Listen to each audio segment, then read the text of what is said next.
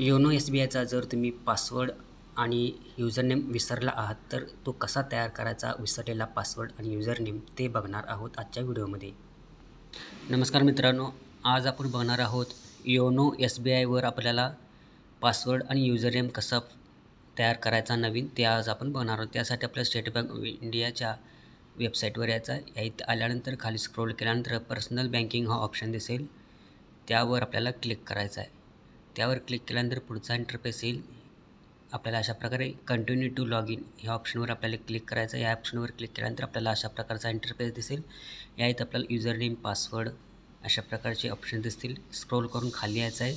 खाली आल्यानंतर तुम्हाला इथं बघू शकता फॉरगट युजरनेम आणि लॉग इन पासवर्ड यावर क्लिक करायचं आहे. यावर क्लिक केल्यानंतर आपण पुढच्या पेजवर येऊ. यात आल्यानंतर आपल्याला अशा प्रकारचा इंटरफेस आहे, त्यावर क्लिक करायचं आहे. आता आपल्याला युजरनेम फॉरगट करायचं आहे, त्यासाठी आपल्याला त्यावर ऑप्शनवर क्लिक करायचं आहे. त्यावर क्लिक केल्यानंतर नेक्स्ट या टॅबवर आपल्याला क्लिक करायचं आहे. तिथं आल्यानंतर आपल्याला यात आता आपल्याला CIF नंबर लागणार आहे, जो की आपल्या बँकेच्या पासबुकवर असतो. तो आपल्याला यात लागणार आहे आणि रजिस्टर मोबाईल नंबर आपल्याला लागणार आहे.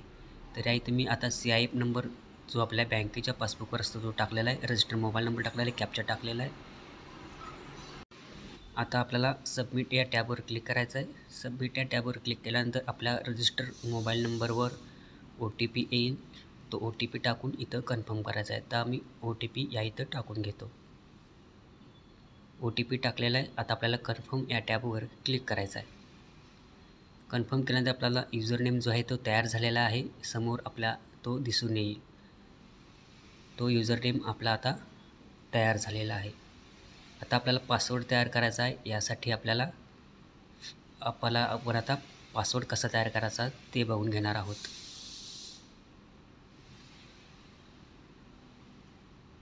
तर आपल्याला आता बॅक जायचं आहे, पूर्णपणे फर्स्ट पेजवर यायचं आहे. या इथं आल्यानंतर स्क्रोल करायचं आहे. परत forgot username and log in password या टॅबवर आपल्याला क्लिक करायचं आहे.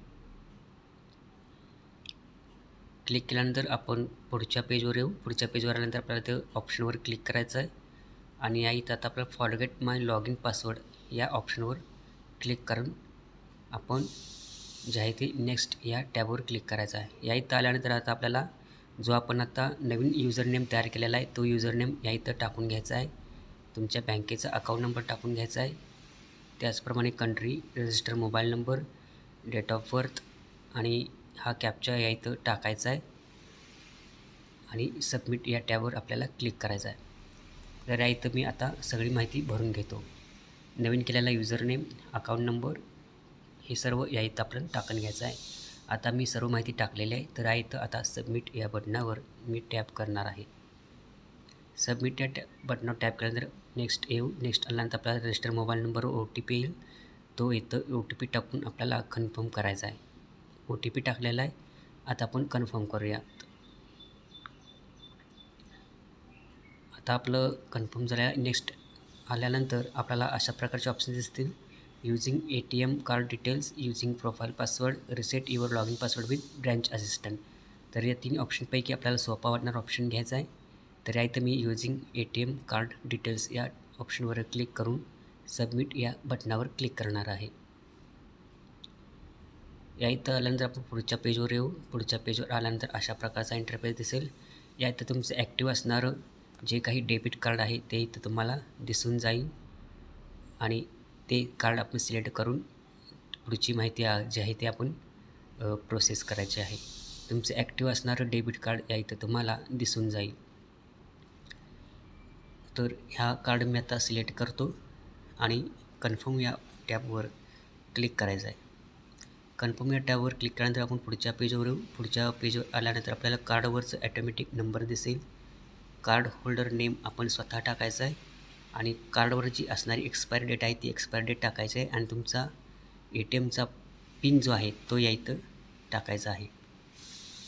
तर ही सर्व माहिती मी भरून घेतो आणि पिन टाकल्यानंतर खाली कॅप्चा टाकायचा आहे आणि प्रोसीड या बटनावर आपल्याला क्लिक करायचं आहे.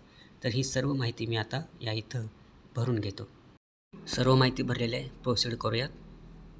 प्रोसीड केल्यानंतर आपण पुढे येऊ. पुढे आल्यानंतर आपल्याला सक्सेस असा प्रकारचा इंटरफेस येईल. आता आपल्याला इथं क्लिक हिअरवर क्लिक करायचं आहे आणि यात आपल्याला लॉग इन आणि पासवर्ड आपल्याला तयार करायचा आहे. इथं न्यू एंटर पासवर्ड आणि confirm new log in password, तुम्हाला जो काही योग्य वाटतो असा स्ट्रॉंग पासवर्ड तयार करून घ्यायचा आहे. मी इथं तयार केलेला आहे आणि इथं सबमिट या बटनावर आपल्याला क्लिक करायचं आहे. पासवर्ड तयार करताना एक गोष्ट लक्षात घ्यायची आहे, तुमचा पूर्वीचा पासवर्ड या इथं असता कामा नये. नवीनच पासवर्ड तयार करायचा आहे. नवीन पासवर्ड तयार करताना जुना पासवर्ड या इथं आपण टाकायचा नाही. तर नवीन पासवर्ड तयार केलेला आहे. आता आपण सबमिट या बटनावर क्लिक करूयात. तर आपला सक्सेसफुली लॉग इन पासवर्ड जो आहे तो तयार झालेला आहे. तर अशा प्रकारे तुम्ही योनो SBIसाठी जे काही तुमचं युजरनेम आणि पासवर्ड आहे तो अशा प्रकारे घरबसल्या करू शकता. तर आपण जर ह्या व्हिडिओमध्ये चांगली माहिती तुम्हाला मिळाली असेल तर व्हिडिओला लाईक करा आणि चॅनलला सबस्क्राईब करा. तर आपल्याला SBIच्या वेबसाईटवर जाऊन आपल्याला घरबसल्या युजरनेम आणि पासवर्ड जो आहे तो ऑनलाईन बँकिंगसाठी तयार करता येतो. धन्यवाद.